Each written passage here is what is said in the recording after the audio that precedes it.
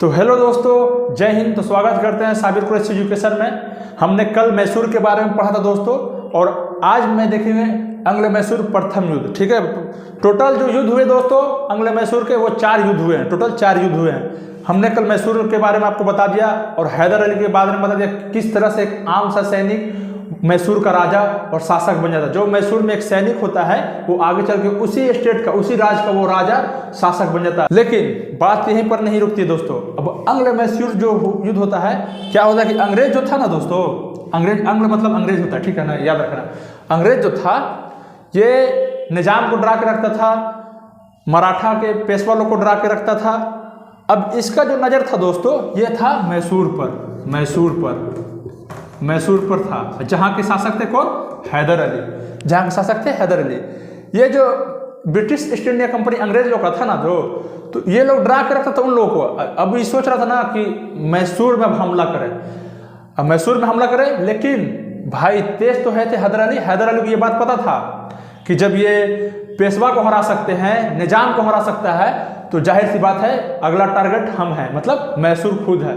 तो इन्होंने क्या किया ना, हैदर अली ने फ्रांसीसियों की सेना से संबंध बना लिया, मतलब फ्रांसीसियों से इन्होंने संबंध अच्छे कर लिए। फ्रांसीसियों को बोला, हैदर अली बोले कि देखो भाई हम तुम्हारे साथ रहेंगे, तुम्हारे भी दुख सुख में हम रहेंगे, लेकिन तुम्हें भी हमारा साथ देना पड़ेगा। तो फ्रांसीसी बोला ठीक है। और वैसे भी फ्रांसीसी और ब्रिटिश ईस्ट इंडिया कंपनी के बीच जमता नहीं था।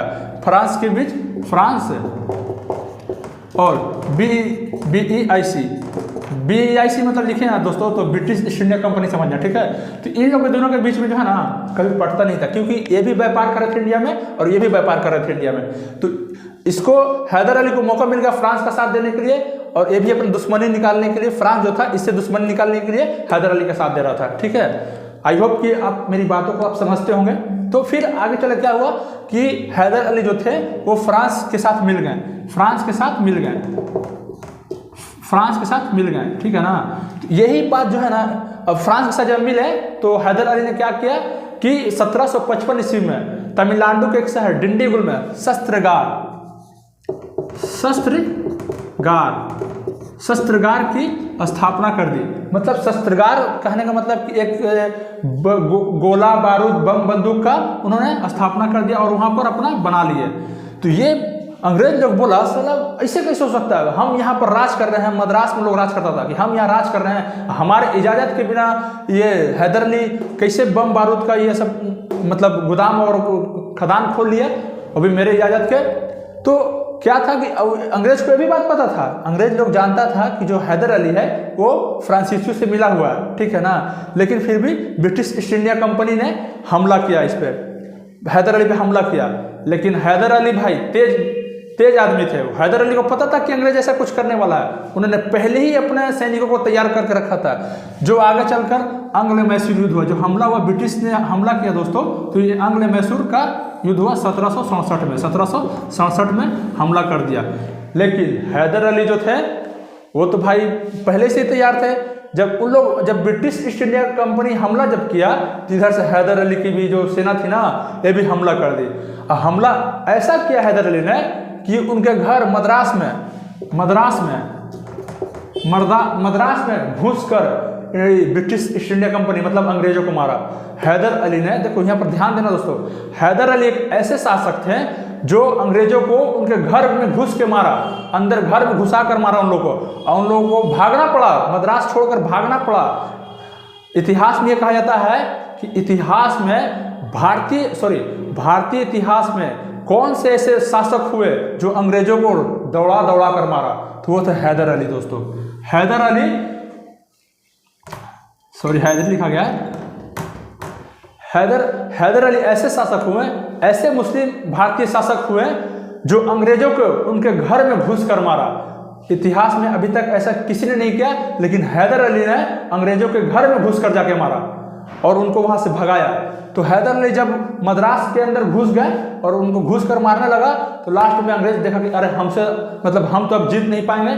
तो इन्होंने क्या किया कि हैदर अली से माफ़ी मांग लिया कि हमें भैया माफ़ कर दीजिए। तो हैदर अली जो थे ना वो नरम दिल इंसान थे दोस्तों, नरम दिल इंसान थे। तो उन्होंने बोला ठीक है माफ़ कर देते हैं। तो हैदर अली माफ़ कर दिए, बोले लेकिन मेरी भी कुछ शर्तें हैं। तो अंग्रेज बोला कि जी हुजूर, हम सब शर्त मंजूर हैं मानने को आपका।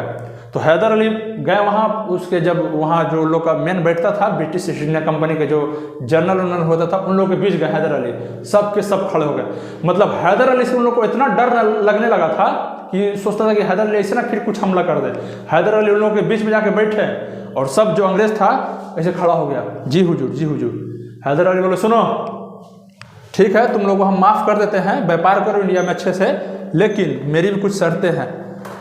अगर हम पे कोई हमला करेगा तो तुम लोग उसका ध्यान दो, तुम लोग उसका ध्यान दोगे, क्योंकि जो है ना मैसूर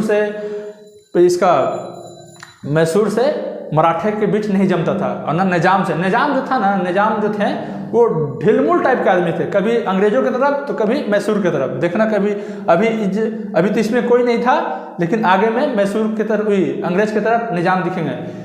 मैसूर में जो था तो उन लोग, इनको भी चाहता था कि कहीं मराठा लोग हमला नहीं कर दे, तो उन लोग अंग्रेजों को बोला कि सुनो ठीक है हम तुम लोग को तो माफ़ कर देते हैं, लेकिन मेरे पे कोई दूसरा हमला नहीं होना चाहिए, ना तुम लोग को करना और ना जो मराठा उराठा हो चाहे निजाम हो, कोई हमला नहीं करे। बोला ठीक है हुजूर, हम नहीं करने देंगे और ना करवाएंगे, ठीक है। बोला ठीक है। फिर बोला कि युद्ध में जितनी हमारी क्षति हुई है सब तुम लोग पूर्ति करोगे।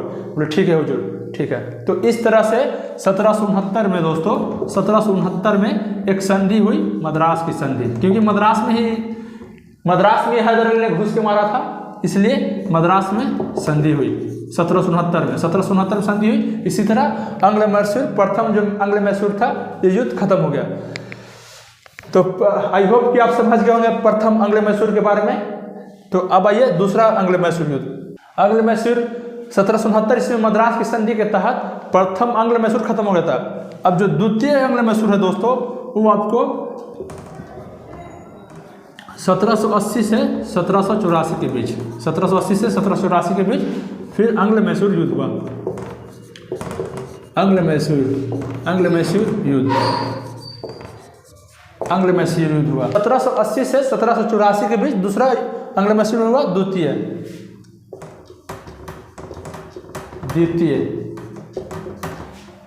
अंग्ल मैसूर जो हुआ दोस्तों 1780 से 1784।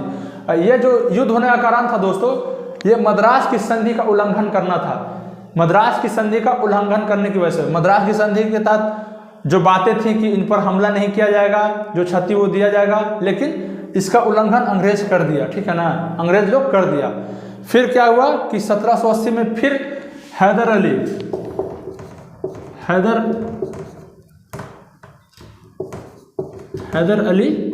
और BEIC मतलब ब्रिटिश ईस्ट इंडिया कंपनी के बीच फिर युद्ध शुरू हो गया था 1780 से 1784 के बीच में। लेकिन इसमें क्या हुआ ना कि जो निजाम थे, जो हैदराबाद के निजाम और मराठा पेशवा जो था, वो क्या हुआ ना कि इन लोगों को जलन होने लगा। किससे? हैदर अली से। हैदर अली से क्या है, जलन होने लगा कि भाई मतलब ये शासक किस तरह इतना आगे बढ़ रहा है और ये कितना पावरफुल हो गया है कि देखो, अब कहा जाता है ना कि कहीं ना कहीं अपने लोग ही अपने को धोखा देते हैं, अपने लोग ही अपने को आगे बढ़ते नहीं देख सकते हैं। तो क्या हुआ कि जो ये थे मराठा था, मराठा प्लस निजाम, इन लोगों ने ब्रिटिश ईस्ट इंडिया कंपनी का साथ देने लगे। ये लोग इसका साथ दे रहे थे। कहीं ना कहीं मराठा और निजाम जो थे इसके साथ हुए। जलन हो गया इन लोगों को कि हैदर अली कैसे आगे बढ़ रहा है। तो अभी लोगों की क्या कहना कि इसका साथ देने लगा, मतलब ब्रिटिश ईस्ट इंडिया कंपनी का इन लोगों ने साथ दिया। तो हैदर अली कहीं ना कहीं धीरे धीरे कमज़ोर पड़ने लगा था दोस्तों। जब वो अकेले थे तो मतलब अब जाहिर सी बात है, हम छोटा सा मेरा राज है, अब ब्रिटिश ईस्ट इंडिया कंपनी बहुत बड़ी राज बन चुकी थी, अब हम कितना मतलब सैनिक लाएंगे। तो फिर 1780 से 1784 तक युद्ध चला दोस्तों। लेकिन 1781 में जुलाई 1781 ईस्वी में एक और युद्ध हुआ दोस्तों। ये इंपोर्टेंट है, पोर्टो नोवा का युद्ध। पोर्टो नोवा का युद्ध जुलाई 1781 में पोर्टो नोवा का युद्ध हुआ दोस्तों। हैदर अली और सर आयर कूट। 1781 ईस्वी में दोस्तों पुटनेवा का युद्ध हुआ हैदर अली और सर आयरकूट के बीच, जिसमें से हैदर अली जो थे वो हार गए। ठीक है, हार गए, हैदर अली हार गए। लेकिन जो ये युद्ध चल रहा था, ये ब्रिटिश ईस्ट इंडिया वाले, ये जारी था, युद्ध रुका नहीं था, युद्ध जारी था। तो 1781 में पुटनेवा का युद्ध जो था हैदर अली और सर आयरकूट के बीच हुआ। मतलब ये युद्ध में चलते ही चलते दोस्तों इस सर आयरकूट भी जो था ना, वो तो अंग्रेज था, ये भी अधिकारी था, ये भी खार लेकर रखा था हैदर अली के लिए, क्योंकि जो इन लोगों को मार कर भगाया था ब्रिटिश ईस्ट इंडिया कंपनी को, ये लोग अपना दिमाग से सोचा कि हैदर अली को किस तरह से मारना है दोस्तों। तो हैदर अली को ये लोग मार नहीं सके, लेकिन ये युद्ध जो हुआ तो इसमें हैदर अली थोड़ा कमजोर पड़ गए और ये युद्ध हार गए। लेकिन 1782 ईस्वी में दोस्तों, 1782 ईस्वी में एक बैग जो है हैदर अली जो थे उनकी नेचुरल डेथ हो गई दोस्तों, किसी ने मारा नहीं, ये स्पष्ट तरीका से याद रखना आप। हैदर अली युद्ध में नहीं मारा गया, उनकी जो मृत्यु हुई दोस्तों वो नेचुरल डेथ हो गई। एक बैग कहीं बुक में लिखा हुआ है कि कैंसर की वजह से इनका डेथ हो गया, इंतकाल हो गया। ठीक है ना। तो ये पुटनेवा का युद्ध जो था वो हार गया, शायद इसी का टेंशन में रहते थे। लेकिन ये युद्ध जो था, जो द्वितीय आंग्ल मैसूर युद्ध था, ये जारी था दोस्तों, ये जारी था। तो 1782 ईस्वी में इनके जो सुपुत्र हुए टीपू सुल्तान दोस्तों, टीपू सुल्तान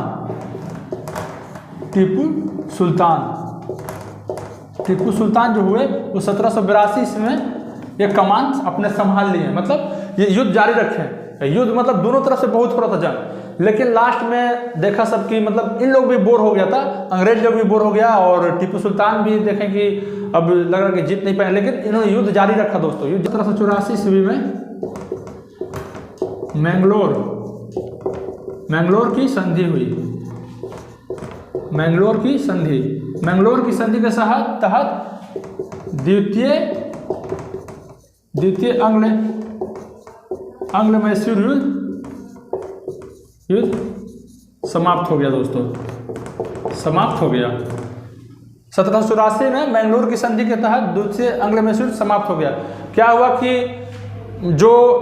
जो हैदर अली ने क्षेत्र छीना था और जो ब्रिटिश ईस्ट इंडिया कंपनी क्षेत्र छीना था, ये लोग दोनों आपस में एक दूसरे का जो जीता था, उन लोगों को जिसका था उसी को वापस कर दिया। सोचा कि कब तक युद्ध चलेगा। लास्ट में दोनों ने अपनी अपनी स्थान, अपना अपना जगह लेके अपना अपना जो जगह जीता हुआ था, दोनों को एक दूसरे को वापस कर दिया। और इसी तरह 1784 में मैंगलोर की संधि के तहत द्वितीय आंग्ल मैसूर युद्ध समाप्त हो गया दोस्तों।